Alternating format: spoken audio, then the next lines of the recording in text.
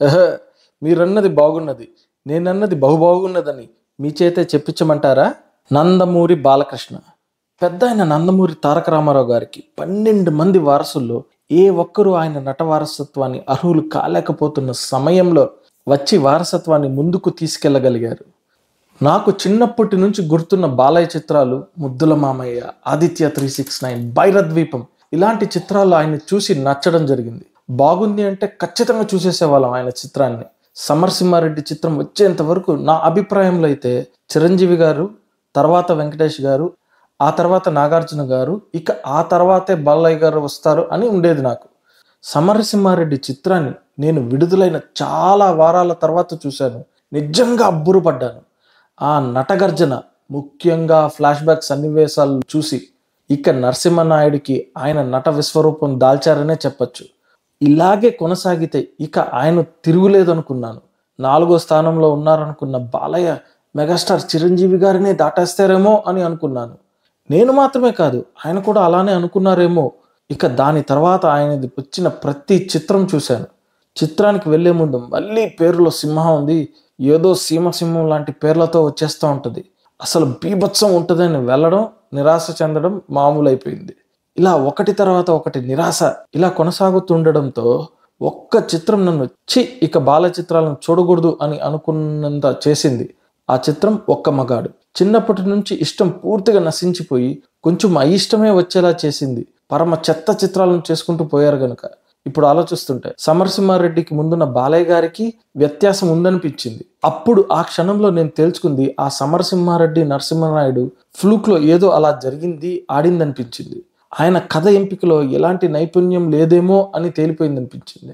ఆ తర్వాత బోయపాటి వచ్చి నిర్వీర్యమైన ఆయన నట జీవితానికి ప్రాణం పోసి ఆయన నిలబెట్టారు. ఆ చిత్రాలు నేను శాటిలైట్ ఓటీటీలోనే చూశాను అనుకోండి, మిగతావి నేను చూడలేదు. బాలయ్య అభిమానులు కానివారు ఆయన చిత్రాలు నచ్చిన చిత్రాలు ఏంటని నాకు కింద కమెంట్స్లో తెలియజేయండి. ఈ సుత్తంతా ఎందుకు చెప్తున్నానంటే, ఇప్పుడు ఇన్నేళ్లకి ఒక బాలయ్య చిత్రానికి మళ్ళీ నరసింహనాయుడు సమయంలో ఉన్నంత ఊపు ఉందనిపించింది. ఈ వైభవం అఖండ 2తో సాధ్యమైంది. ఇది బోయపాటి గారికి ఉన్న అసాధారణ శక్తి అనే చెప్పాలి. అఖండ గొప్ప చిత్రం కాకపోయినా మంచి చిత్రం. అందులో చాలా సన్నివేశాలు, చాలా సంభాషణలు చాలా అద్భుతంగా ఉంటాయి. అది ఓటీటీలో చూసినప్పుడు కలిగిన భావం నాకు అది. దైవాంశాలతో ఇచ్చిన అనుభూతి వల్ల చిత్ర ప్రభావం మన మీద ఎక్కువ అయి ఉంటుంది. ఎన్నో మర్చిపోలేని సంభాషణలు అందులో ఉంటాయి. Both are not the same అలాంటివి అనమాట. అలాంటి చిత్రానికి సీక్వెల్గా అఖండ 2 వస్తున్న వార్త వచ్చినప్పుడే నేను ఈ చిత్రం సీనియర్ కథానాయకుల్లోనే హైయెస్ట్ అయ్యే అవకాశం ఉందని, అప్పటి వరకు అత్యధిక వసూల్లో ఉన్న సైరా నరసింహారెడ్డినే దాటేస్తుందని చెప్పుకొచ్చాను. అప్పటికి మన వెంకీ సంక్రాంతి వస్తున్నాం వచ్చి దుమ్ము దులపలేదనుకోండి, ఇప్పుడు దానిదే మొదటి స్థానం. ప్రపంచవ్యాప్తంగా 275 కోట్లు చేసింది. బాలయ్య గారికి అఖండ తర్వాత వచ్చిన ఏ చిత్రం అపజయం పాలు కాలేదు. అలా అని ప్రపంచవ్యాప్త వసూళ్లలో కనీసం 150 కోట్లు కూడా దాటినట్టు లేదు. ఇది ఎందుకు చెప్తున్నానంటే, అఖండ 2 గాని బాగుండి నేను సూచించింది అదే 275 కోట్లు దాటి వసూలు చేస్తుందని చెప్పడం పెద్ద సాహసమే కదా. ఇప్పుడు నేను అఖండ 2 టీజర్ చూసిన తర్వాత 400 కోట్లు వచ్చిన ఆశ్చర్యపడక్కర్లేదని అంటున్నాను. కానీ అదే తేదీకి ఓజీ కూడా విడుదలవుతుందని ప్రకటన వచ్చింది కాబట్టి కష్టమవ్వచ్చు. ఓజీకి విపరీతమైన ఎదురుచూపు ఉంది. పవన్ కళ్యాణ్ గారి నట చరిత్రలో జానీ తర్వాత అంత ఎదురుచూపున్న చిత్రం ఇదే. బాలయ్య గారికి మామూలుగా, ముఖ్యంగా చిరంజీవి గారికి పోటీగా తన చిత్రాన్ని దింపితే ఆశ్చర్యంగా చాలా సాధారణమైన చిత్రాలైనా కూడా విజయవంతం అవుతాయి. ఆయన అభిమానులు ఆయన్ని గెలిపించాలని ఎగబడి చూస్తారేమో. దానికి ఎన్నో ఉదాహరణలు ఉన్నాయి. అంతెందుకు, ఈ మధ్య వాల్తేరే వీరయ్యకు పోటీగా దిగిన వీరసింహారెడ్డి చిత్రం, ఆ చిత్రం పోటీలో దింపకపోయింటూ చూసేవాళ్ళు ఉండరేమో. అంత చిరాకేస్తుంది ఆ చిత్రం. అలాంటిది అఖండ 2 పోటీలో దింపితే మంచిదే, కానీ దాని వసూళ్లు 150 కోట్లు దాటే అవకాశం ఉండకపోవచ్చు. ఓజీకి కూడా బొక్కే. పోయిన సంవత్సరం దసరాకు దేవరా లాంటి నాసిరకం చిత్రం ఒంటరిగా విడుదలై విపరీతంగా లాభపడింది.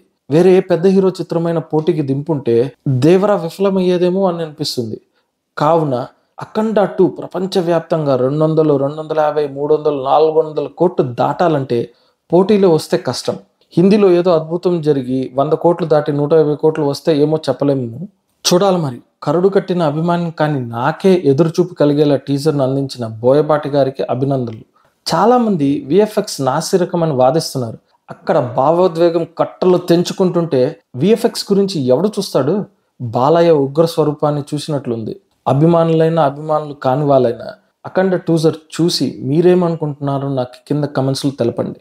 మరెన్నో చిత్రాల విశేషాలు విశ్లేషణలతో మళ్ళీ కలుద్దాం. ఇట్లు మీ ప్రియమైన ఏకైక తెలుగు విశ్లేషకుడు. మీకు మా విశ్లేషణ నచ్చితే మీ ప్రేమను మాకు తెలపడానికి లైక్ చేయండి. ఆ ప్రేమను పంచడానికి షేర్ చేయండి. మీ ఆశీర్వాదం మాకు ఇవ్వడానికి సబ్స్క్రైబ్ చేయండి. మరొక విశ్లేషణతో కలుద్దాం. అప్పటి వరకు మీ ప్రేమకు ధన్యవాదములు.